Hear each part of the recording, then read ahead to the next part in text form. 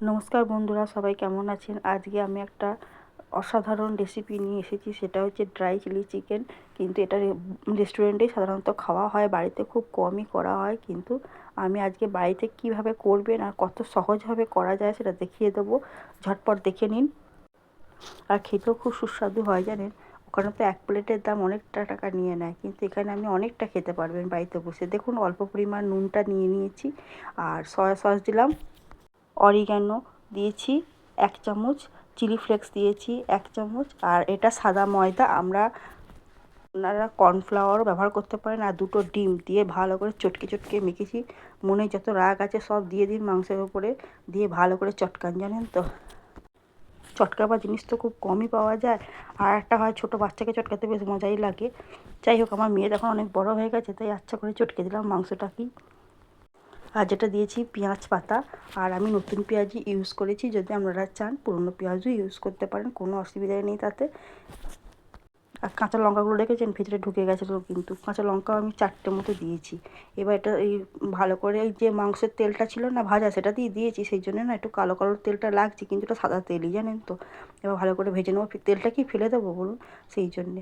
আর দু চামচ মতো আদা রসুন বাটা দিয়েছি। বেশি দেবেন না, কারণ বেশি দিলে পরে তখন ড্রাই করতে গিয়ে খুব অসুবিধা হবে, কারণ আরও অনেক অন্য অন্য মশলাও তো দেবো না, সেই জন্যে। দেখে নিলেন কী কী দিলাম ঝটপট। আর পরিমাণটা দেখে বুঝতে পারলেন, আমি তো মেপে মেপে দিইনি, একটু আপনারা বুঝেই যাবেন কেমন দিলাম। মোটামুটি একটা আন্দাজ তো সবারই থাকে রান্না করতে গেলে।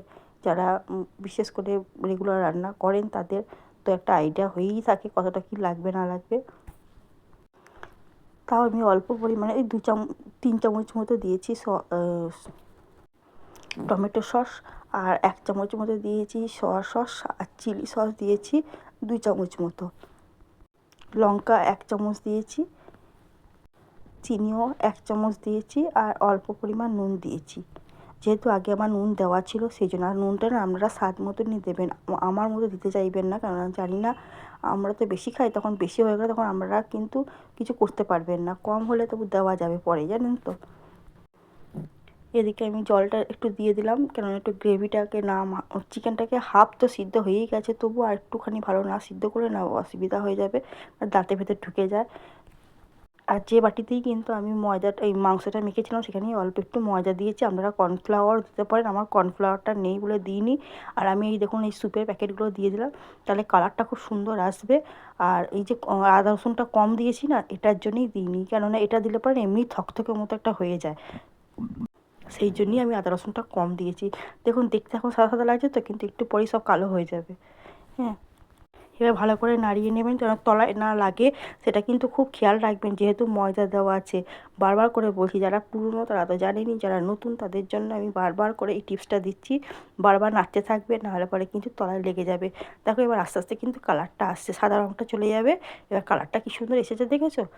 এবার ওটাকে আমার শুকিয়ে নিতে হবে।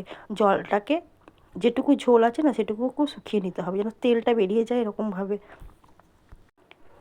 তারপর তোমরা রুটির সাথে খাও, পরোটার সাথে খাও, লুচির সাথে খাও, ভাতে, ফ্রায়েড রাইস, যার সাথে খাবে খাও, কোনো কিছু অসুবিধা নেই, সবার সাথেই ভালো লাগবে।